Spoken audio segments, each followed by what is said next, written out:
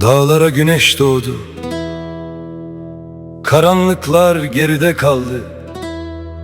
Bir selam geldi uzaklardan, bir hayr hati açtı. Hoş geldin barış.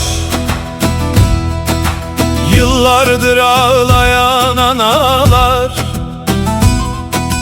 bugün gülsün gözleri. Silahlar sussun artık, çocuklar duysun türküleri.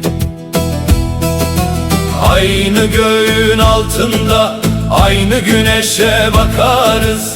Kardeşçe el ele verip yeni yarınlar kurarız.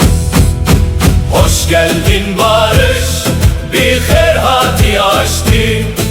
Yüreklere umut, gönüllere neşe. Bizi aşiti, bizi dosti. Kardeşlik büyüsün bu güzel ülkede. Rojhat serçiya, tarih durket.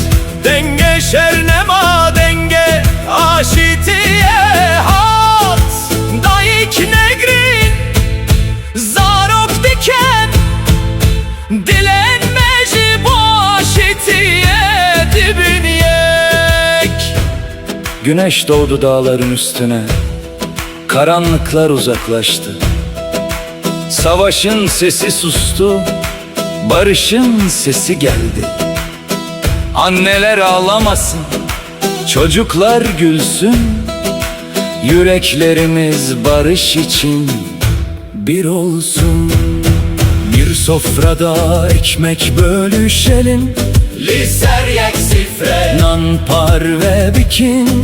Aynı türküyü birlikte söyleyelim. Bir hevrestrane aşitiye bejin. Hoş geldin barış, bir herhati açtı. Yükselsin gökyüzüne kardeşliğin sesi. Bizi aşiti, bizi dosti. Terörsüz yarın